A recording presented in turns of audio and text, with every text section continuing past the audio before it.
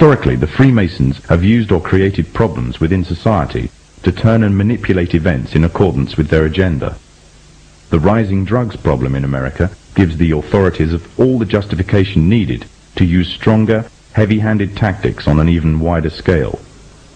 Already major transatlantic operations, as well as American and Latin American operations, have been undertaken to combat the drugs epidemic. It will not be long before there is significant backing for a strong global offensive. Distortion of the facts and usage of manufactured and biased statistics are the tools of the Freemasonic governments of today, as well as creating a public need for greater national and global security. Rising rates of crime, drug abuse, and the increasing threat of terrorism act to serve the purpose of promoting greater control of the masses. Shocking acts of terrorism, soaring crime rates, and increasing incidences of violence are propounded by film, media, and government reports alike, create strong public sympathy and support for harsh tactics and surveillance techniques, until individuals are monitored to a level more befitting a totalitarian state. Public opinion will once again be manipulated to give the Masons justification for their actions and make their goals easier. The means of monitoring the masses and storing all personal information on individuals in society on a massive mega database are already underway.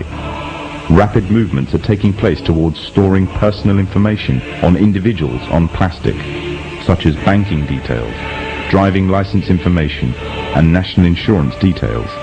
Currently, these details are stored on separate cards, but plans are well underway to merge all the information onto one identity card.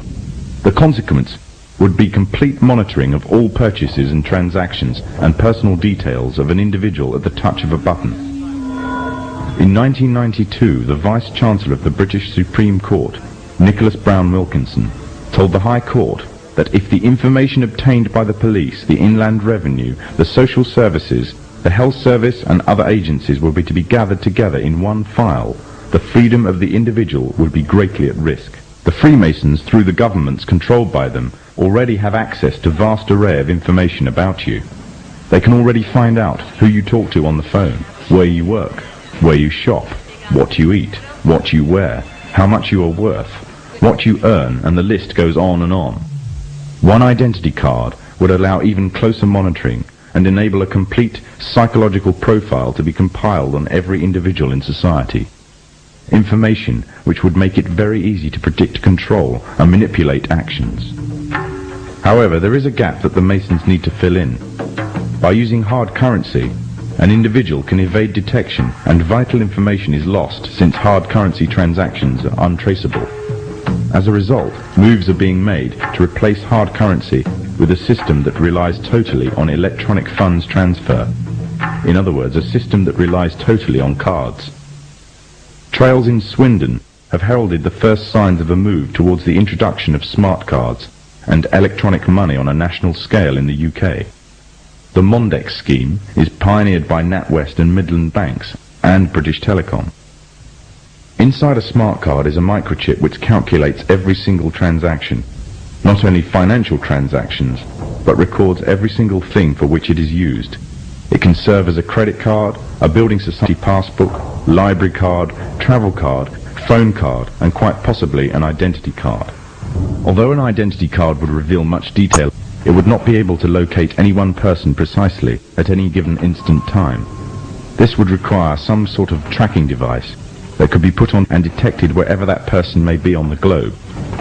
The tracking device would be an all-purpose microchipped identification device or an electronic implant placed under the skin.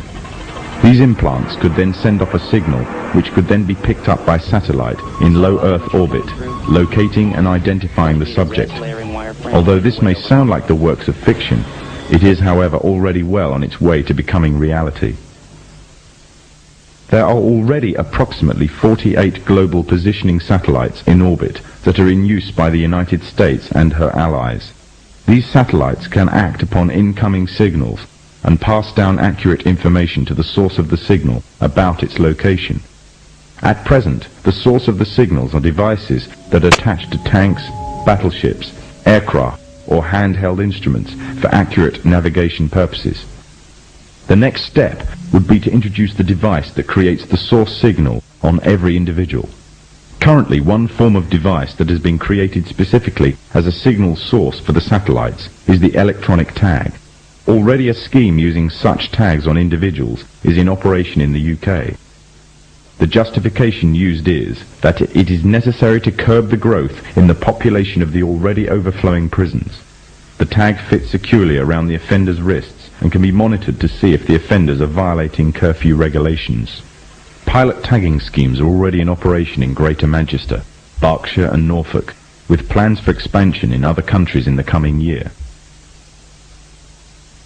The Freemasons' plan for complete global control by one governmental body means that they must pave the way for complete global economic union, complete global legislatory and political union, and complete global military union.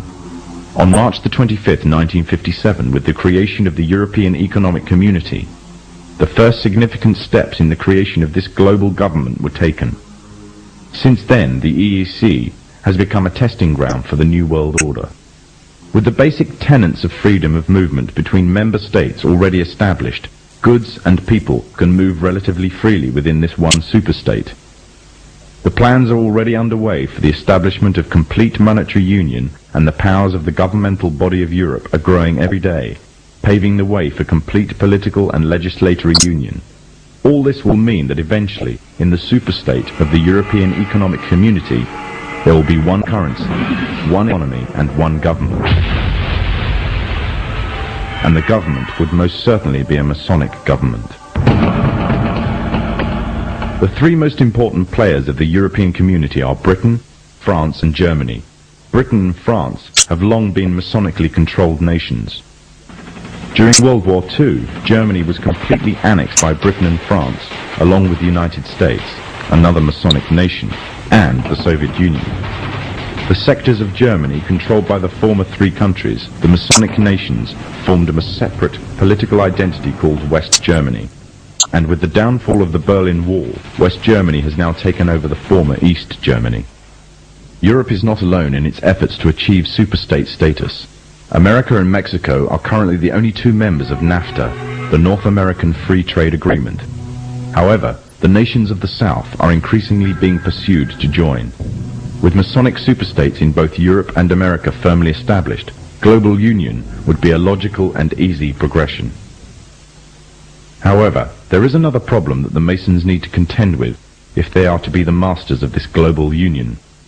By the 1970s, it was becoming increasingly clear that the population of Europe and white America was rapidly declining. Unless something was done, the expanding size of the population of third world nations would pose a serious threat to national security of Masonically controlled countries. Western consumer power and productivity would reduce, and as a result, they would be completely dependent on that of the third world population. Somehow, the gap between Western population and third world population had to be a bridge to restore Western supremacy, or more precisely, Masonic supremacy, at a global scale.